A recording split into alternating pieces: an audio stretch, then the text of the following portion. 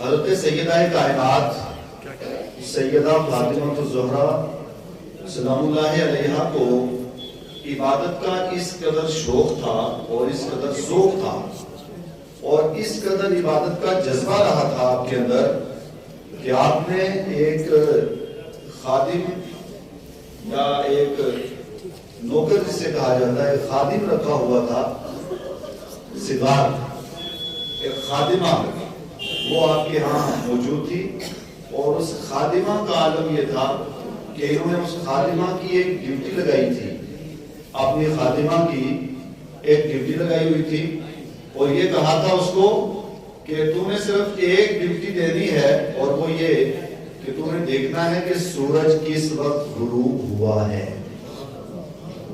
شاید آپ حضرات نے اس جملے پر توجہ نہیں دی اور آپ کے سماعتوں سے یہ نکل گیا۔ سیدہ کائنات نے اپنی ایک خادمہ کی ڈیوٹی لگائی تھی۔ کیا ڈیوٹی لگائی تھی؟ کہ تو نے مجھے آ کر کے خبر دینی ہے کہ سورج، چاند نہیں، سورج کیا ہوا ہے؟ غروب ہو گیا، سورج غروب ہو گیا۔ اب آپ لوگ سنجیدہ ہیں، شعور والے ہیں، اور عقل و شعور اللہ تعالیٰ نے سب کو دی ہے۔ جب صبح سورج نکلتا ہے تو کہنے کی ضرورت نہیں پڑتی۔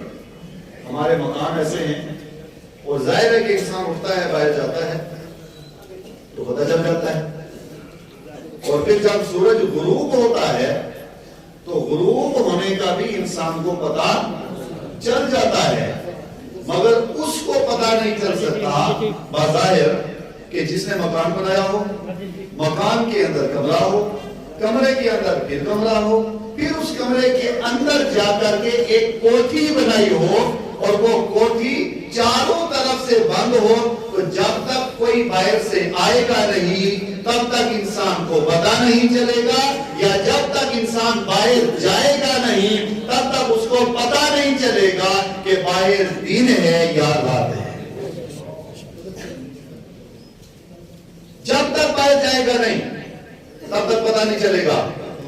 سیدہ کائنات نے ایک نوکرانی رکھی ہوئی تھی، خادمہ، اور اس کی اسپیشل یہ ڈیوٹی لگائی تھی کہ تو نے مجھے آ کر کے اندر بتا دینا ہے کہ سورج غروب ہو چکا، اب مغرب کا وقت شروع ہو چکا، رات آ چکی ہے۔ یہ روایت ہمیں یہ بتاتی ہے، یہ روایت ہمیں یہ سکھاتی ہے، یہ روایت ہمیں یہ پڑھاتی ہے کہ سیدہ کائنات وہ دن ہو یا رات، وہ اپنے چار دیواری کمرے کے اندر، مکان کے اندر، کوٹھی کے اندر رہتی تھی، جہاں کسی کا آنا جانا تو دور کی بات، سورج کے اتر جانے اور غروب ہو جانے کا بھی پتہ نہیں چلا کرتا۔ اب سنو ایک روایت، حضرت سیدہ کائنات آپ سے ایک سوال پوچھا گیا، اور یہ سوال اس سے قبل نبی رحمت صلی اللہ علیہ وسلم کی بارگاہ میں بھی سوال آیا اور سرکار علیہ السلام سے بھی پوچھا گیا۔ اب ان ساری روایات کا خلاصہ یہ میرے پاس کتاب موجود ہے، مسند فاطمہ الزہرا، علامہ جلال الدین سیوطی کی روایت کرتے ہیں۔ اس روایت کو ائمہ اہل بیت اطہار نے نقل کیا ہے۔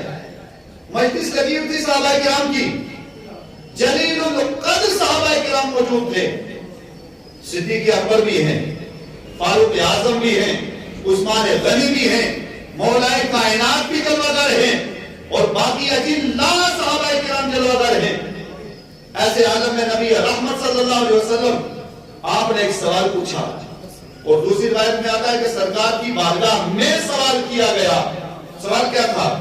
اَيُّ شَيْءٍ خَيْرٌ لِلْمَرْأَةِ، سوال کیا یا رسول اللہ صلی اللہ علیہ وسلم عورت کے لیے سب سے افضل عمل کون سا ہے؟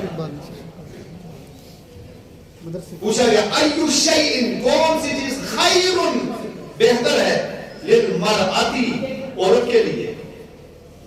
اب اس سوال کا بعد میں پھر سلسلہ چلتا رہا، مجلس برخاست ہو گئی، صحابہ کرام اپنے گھروں میں تشریف لے گئے۔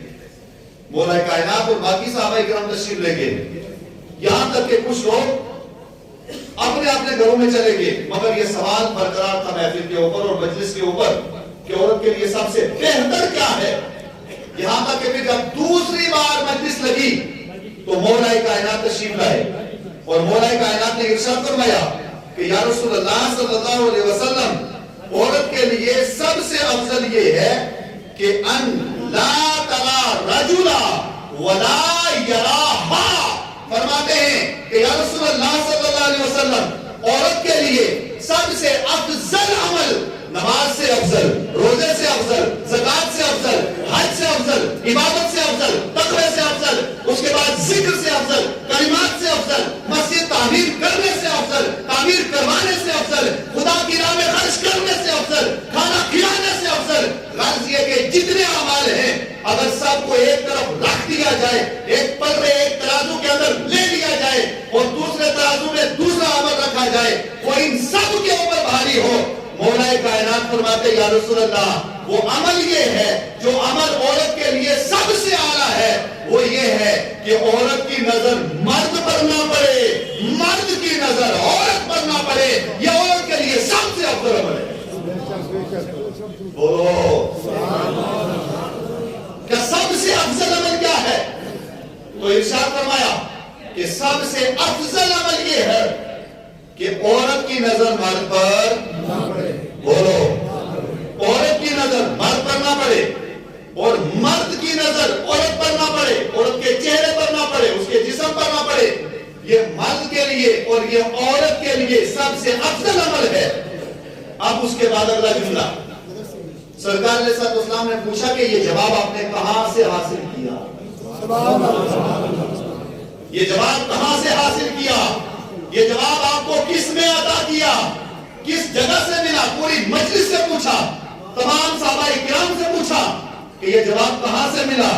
مولا کائنات نے جواب دیا یا رسول اللہ یہ جواب سیدہ کائنات سے ملا۔